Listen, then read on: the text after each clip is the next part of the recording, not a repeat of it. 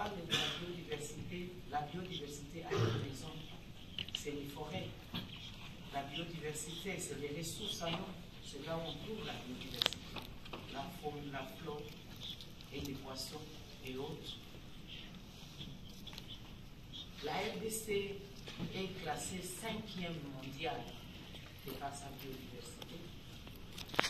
Elle regorge de 10% des réserves mondiales des eaux douces, 52% des eaux douces d'Afrique et plus de 60% des forêts tropicales humides au sein du bassin du Congo. Pour ce faire, nous n'avons peut-être pas les livres, mais nous avons un mot à dire aussi dans ce qui concerne les nations par rapport à la biodiversité.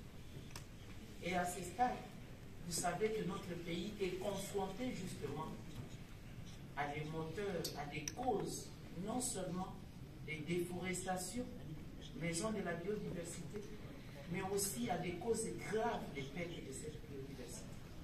En plus des causes humaines pour la survie, mais il y a aussi les conflits armés. Ça fait plus de 20 ans aujourd'hui que la RDC est victime d'une agression et la RDC est devenue théâtre d'affrontement des groupes armés incontrôlés, aujourd'hui déclarés terroristes. Et malheureusement, c'est l'œuvre d'un frère, d'une sœur, d'un pays frère, d'une république sœur qui appuie les groupes terroristes. Nous avons encaissé des pertes énormes de biodiversité. Et pour ce faire aujourd'hui, nous n'avons rien contre une personnalité que j'apprécie beaucoup, Madame la ministre de l'Environnement, du Rwanda. Mais la RDC a des difficultés à siéger dans une négociation dirigée par le Rwanda, facilitée par le Rwanda, alors que le Rwanda soutient les terroristes qui s'évertuent dans notre pays depuis 20 ans, qui ont détruit l'environnement, qui ont détruit la biodiversité dont la communauté internationale s'était dans ces conditions, alors que nous représentons une solution mondiale. Nos capacités de forêt à absorber les pollutions dont nous ne sommes pas responsables. Nous donnons la possibilité aujourd'hui au monde d'atteindre 1,5 degré Celsius de l'objectif pour la température moyenne du monde en donnant la matière qu'il faut à changer de procédés polluants à non polluants. Aujourd'hui, nous parlons tous en termes de véhicules électriques. Mais les coltans, les lithium, les cobaltes, tout ça, vous pouvez en République démocratique du Congo, aujourd'hui, théâtre d'affrontement. Et c'est là où il y a les réseaux du banditisme, des trafics illicites, des armes et des minéraux, des femmes victimes de violences, des populations énormes en errance et même cette biodiversité en errance.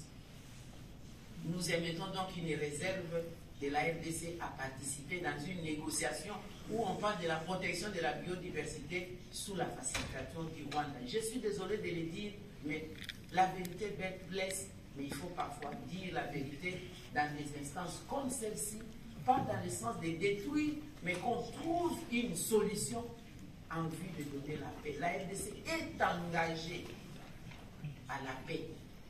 À la venue de notre président de la République, la première chose, c'était de tourner les 9 voisins, leur montrer la bonne volonté de travailler pour la paix. Et ça piétine. Alors, si en interne, nous n'avons pas pu gérer, nous venons à l'externe. Tout a commencé depuis 1994, lorsqu'il y a eu des conflits, de la bêtise humaine, des génocides au Rwanda, de 2 frères qui se battaient.